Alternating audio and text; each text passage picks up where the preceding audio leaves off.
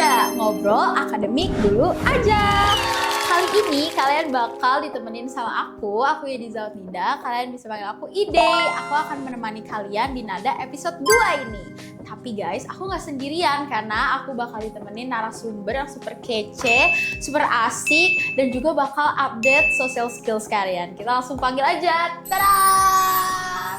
Oke, kakak mungkin boleh perkenalan dulu ya, jurusannya, angkatan, gitu, kayak sama nama. Oke, boleh. Hai semua, perkenalkan aku Jocelyn Christy, biasa dipanggil Jocelyn. Aku dari Fakultas Ilmu Administrasi Bisnis dan Komunikasi atau yang biasa dipanggil sebagai Viabikom dari jurusan Administrasi Bisnis angkatan 2024. Salam kenal. Oke, Kak Joce. Aku boleh pakai Kak Joce kali ya? Boleh. Oke, kita mulai dari ngobrol-ngobrol santai aja kali ya, Kak? Ya, boleh. Aku mau tanya nih, boleh nggak kakak ceritain sedikit tentang pengalaman organisasi kakak selama di kuliah ini nih di Atma Jaya? Oke, mungkin kita mulai dari tahun pertama aku kali ya. Oke. Jadi di tahun pertama aku udah langsung masuk organisasi dari semester 2. Itu aku jadi anggota pengembangan divisi pengembangan sumber daya manusia di Senat Mahasiswa Viabikom, dan di saat yang bersamaan aku juga bendahara untuk UKM Sepak Bola Atma Jaya. Dan dilanjut untuk tahun kedua, aku tetap masuk dalam organisasi dua-duanya. Itu aku tetap jadi bendahara UKM Sepak Bola Atma Jaya, dan untuk Senat Mahasiswa sendiri sekarang aku jadi wakil ketua. Oke, berarti naik ya di Iya. sana. Udah jadi PPH, takut. Oke, sebenarnya sejak kapan sih kakak tuh mulai kayak interest untuk masuk organisasi gitu? Aku sih udah ikut organisasi dari SMP. Jadi bisa dibilang dari tahun ke tahun tuh nggak pernah skip organisasi ya. Dimulai pas SMP tuh dulu aku divisi akademik, terus jadi wakil ketua, itu di OSIS ya. Terus SMA aku juga sama, aku jadi anggota divisi kesehatan dan juga kepala departemen kewirausasahaan. Dan dilanjut dengan kuliah. Oke, berarti kakak udah ambis ya ibaratnya dari kecil. Bisa dibilang gitu kali ya. Aktif ya, oke. Nah, sebelum aktif di organisasi kayak sekarang, kakak tuh sebenarnya orangnya yang emang extrovert gitu dari kecil, atau emang kayak sebenarnya introvert tapi berusaha untuk menyatukan diri dengan orang lain ya? Jujur dulu tuh aku orangnya introvert. Cuman semenjak awal SMP tuh udah mulai extrovert, udah mulai bergaul. Karena kalau misalnya gak bergaul, gak punya temen agak menyedihkan ya hidup. Gak juga sih ya guys, gak dibilang introvert itu menyedihkan. Cuman ya aku suka bergaul, suka berbaur, suka beraktivitas daripada di rumah aja. Makanya mungkin dari situ mulai ke develop juga kali ya sisi extrovertnya. Oke. Nah Kak, selama kakak aktif di organisasi nih, apa tantangan atau hambatan terbesar nih yang kakak dapet? Dan apakah itu sempat mempengaruhi kondisi mental kakak kayak jadi overwhelmed atau gimana gitu? Jujur dari dulu paling hambatan terbesarnya sih bekerja bareng orang lain kali ya. Kan kalau di organisasi kamu tuh nggak sendiri kan. Iya. Dan ketika kita bekerja sama dengan orang lain dengan berbagai macam latar belakang, cara kerja, itu tuh agak susah untuk menyesuaikannya di awal, dan pasti ada beberapa kali cekcoknya juga, kayak ada perbedaan pendapat, perbedaan opini. Jadi mungkin di situ kali ya hambatan terbesar ya buat aku. Dan untuk pengaruh ke kesehatan mental kayak enggak deh, kayak ya udah dijalanin aja, namanya juga manusia. Pasti semua ada perbedaannya, diterima aja dan dijalanin gitu. Asal bisa dikomunikasikan. Iya, jadi ya udahlah. Oke. Nah, pernah nggak sih kakak tuh kayak merasa kewalahan gitu untuk menyeimbangkan tugas akademik? Apalagi kan kakak juga masih ngampus kan sekarang, kayak tugas kampus, kegiatan-kegiatan kampus, sama tanggung jawab di organisasi. Jujur aku mulai kewalahan tuh di semester 3 itu puncaknya. Itu aku ingat banget di bulan Oktober November itu lagi hektik-hektiknya. Jadi aku waktu itu lagi jalanin beberapa proker sekaligus. Itu aku jadi koordinator untuk divisi dana dan sponsor mafia, bendahara untuk Kopa Atma, terus juga ada Semade, aku jadi sekbennya. Wow. Terus aku juga lagi jalanin lomba dan menjadi finalis untuk Filmapres yang Atma Jaya. Jadi memang agak tabrakan, agak back to back, dan itu juga bertabrakan sama UTS. Wow, jadi itu lagi disiapin semuanya at the same time, dan itu lumayan kewalahan sih. Ada beberapa kali di beberapa bidang tuh aku kurang maksimal dan mungkin kecapean juga, agak burn out. Jadi itu sih agak mengiyakan terlalu banyak hal seperti itu. Tapi aku mau nanya deh, gimana kakak bisa untuk tetap balance gitu? Kayak kan kakak waktu itu lagi hektik banget, gimana caranya kakak tetap ngatasin gitu kehektikan itu dan tugas-tugas kuliah biar tetap balance semuanya, jadi tetap terlaksanakan gitu. Kalau dari aku sih, aku coba nata dan nulis semuanya ya. Jadi dulu tuh aku pakai planner, sekarang sih pakai Google Calendar ya. Cuman dulu aku pakai planner fisik, dan itu tuh aku tulisin apa aja yang harus dikerjain, deadline-nya kapan. Jadi aku tahu mana yang harus diprioritasin dulu. Dan di dalam 1 minggu kan ada 7 hari. Di dalam 1 hari ada 24 jam. Dan menurut aku itu sangat cukup lah untuk menyelesaikan semuanya.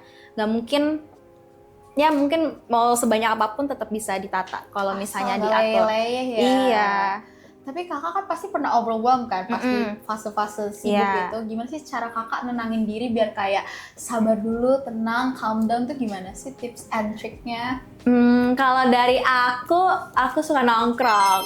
Jadi biasa sering cabut sama teman, nongkrong. Jadi meskipun kuliah dan segala macam, ya tetaplah jalan sama teman, mungkin teman SMA, mungkin teman kuliah. Terus nonton, main puzzle kalau aku, journaling, semua kayak gitu. Tuh Sobat Mafia, jadi kalian kalau hektik jangan lupa tetap harus hang out sama teman biar kalian nggak padet doang ya otaknya. Oke Kak, aku mau nanya lagi nih. Selain aktif di organisasi kampus nih, Kak Jocelyn tuh juga cukup aktif kan di bidang lain, seperti mengikuti kegiatan lomba yang tadi kakak sempat sebut ya. Dan bahkan tahun lalu tuh kalau aku denger-dengar kakak jadi finalis Atmajaya Student Awards. Wow, keren banget, jujur. Iri deh. Keren deh kakak.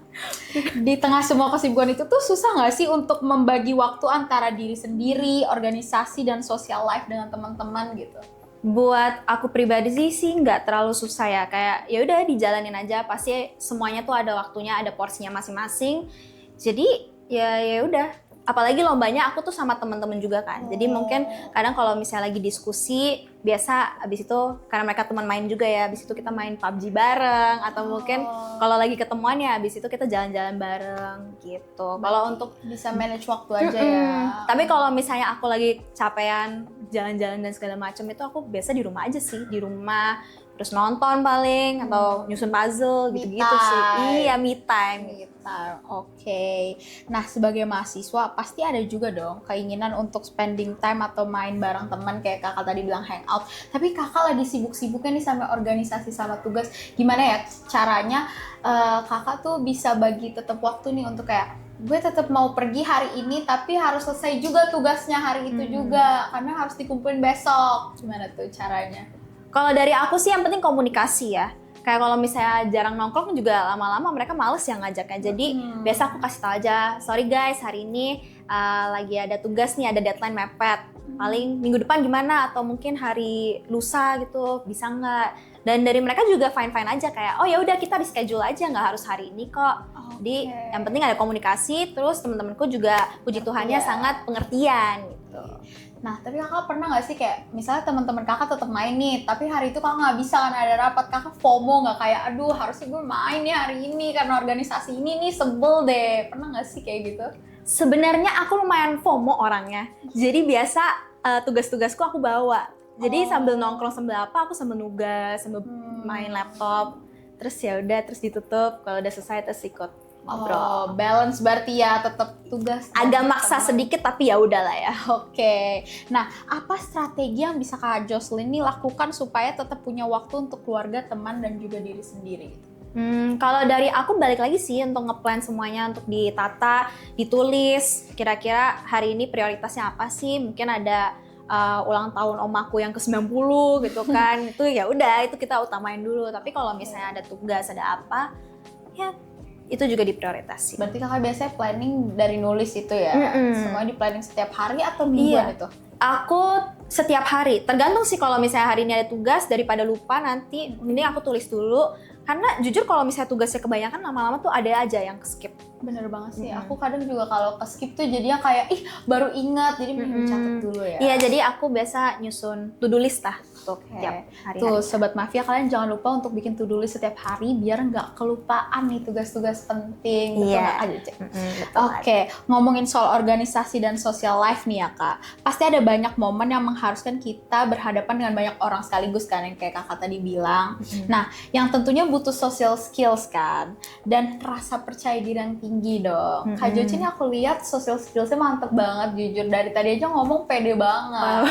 Aku suka banget lihat orang-orang yang kayak pembawaannya tuh pede gitu kan. Thank you. Nah, pernah nggak sih Kakak tuh ngerasa overwhelmed atau kikuk saat berinteraksi dengan orang? Jadi kayak takut gitu. Pernah nggak sih di depan umum Kak? Kalau misalnya one on one sih atau di lingkungan yang non formal sih enggak. Cuma kalau misalnya di depan banyak orang, mungkin di depan panggung ya itu agak overwhelmed. Kadang ngeblank dan kagok lah mau ngomong apa juga, mau keluarin juga nggak ada gitu, nggak ada yang keluar. Nah, Gitu tapi sih. biasanya Kakak menghadapinya gimana biar tetap bisa profesional gitu untuk tetap ngomong, nggak tiba-tiba ngeblank terus hilang kan? Kalau aku mindsetnya itu jangan malu-maluin. Jadi kayak mau nggak mau ya sekarang kita udah di posisi itu, mau nggak mau dijalanin, harus ngomong sesuatu gitu. Jadi mungkin agak tarik napas sedikit, terus baru Ngomong. iya ngomong. Tapi biasanya Kakak dipersiapin dulu nggak? Atau langsung kayak orang yang ya udah nanti aja langsung ngomong bisa lah? Mungkin aku lebih ke persiapin inti-intinya kali ya, tapi aku nggak hafalin skrip banget gitu ya. Berarti Kakak biasanya bikin poin-poinnya dulu baru nanti ngomong? Iya, dibaca-baca dulu lah kira-kira apa yang akan aku bicarain. Oke. Nah, menurut kamu nih Kak, bagaimana cara mengembangkan social skills terutama bagi orang-orang yang kadang suka nggak pede gitu, tapi mau aktif di organisasi atau bahkan tuh untuk orang-orang yang masih ragu mau ikut organisasi karena harus bekerja sama nih sama orang lain. Gimana cara ngembangin social skills mereka? Kalau cara ngembangin, kalau dari aku sih ya just do it gitu loh. Ya udah, semua orang di sini juga lagi berusaha, semua orang juga pengen berkembang. Jadi nggak cuma kamu doang, semuanya juga lagi belajar. Itu mindset yang aku terapin. Jadi nggak ada, jangan malu-malu lah, langsung aja. Gitu. Take your shot. Iya, take your shot gitu. Oke, ada nggak sih kebiasaan kecil yang menurut Kak Joce itu bisa membantu seseorang untuk meningkatkan social skills dan kehidupan sehari-hari? Kalau dari aku sih banyak-banyak ngobrol mungkin ya, banyak-banyak bersosialisasi. Jujur, menurut aku pribadi nongkrong itu penting loh. Nongkrong itu penting loh guys. Kayak ya dari situ mungkin berkedok biasa aja. Cuman kalau misalnya nongkrong tuh kalian bisa kenal sama mungkin teman sesama organisasi lebih dalam lagi. Jadi kita nggak sebatas cuma teman kerja, tapi bisa jadi teman main dan mungkin aja bisa jadi sahabat, kan nggak ada yang tahu. Bener banget. Malah aku juga jadi deket sama beberapa teman kuliahku tuh gara-gara organisasi. Oh, sama mereka kerjanya enak, dan selain kerjanya enak, mereka ini juga bisa diajak kerjasama, bisa diajak bercanda, bisa diajak main, dan dari situ kelihatan lah. Bener banget, kayak menurut aku juga ya Kak, kalau kita nongkrong atau berbaur dengan orang lain kan itu juga bisa mengembangkan rasa percaya diri kita, karena kita jadi kebiasa untuk berpendapat dan ngomong ke orang lain kan. Iya benar, terbiasa untuk diskusi lah. Makanya di sini aku join organisasi itu juga bukan cuman untuk ikut program kerja atau jadi panitia, ya emang untuk cari temen juga. Relasi itu beneran kebentuk kalau misalnya kalian join organisasi. Bener. Aku dulu sebagai maba belum kenal siapa-siapa, tapi karena join organisasi tuh jadi nyapa lah kalau misalnya jalan ada cutting, nyapa gitu. Bener banget, kayak aku juga kan aku sekarang maba ya, sebagai maba nih aku ikut organisasi jujur agak maksa, banyak banget, tiba-tiba langsung aku join 2 UKM. Banyak ya, banyak banget itu. Iya. Awalnya FOMO, tapi lama-lama aku jadi ngerasa impact-nya, aku jadi bersosialisasi dengan banyak orang dan aku juga kenal dengan organisasi-organisasi yang lain, bisa koordinasi, jadi aku belajar banyak banget sih. Jadi menurut aku join organisasi itu bagus ya. Walau asal kita bisa time management yang bagus. Tergantung seberapa besar kita bisa handle-nya. Kak Joce ada kata-kata nggak nih kira-kira untuk menutup sesi nada kita untuk sobat-sobat mafia? Kata-kata ya.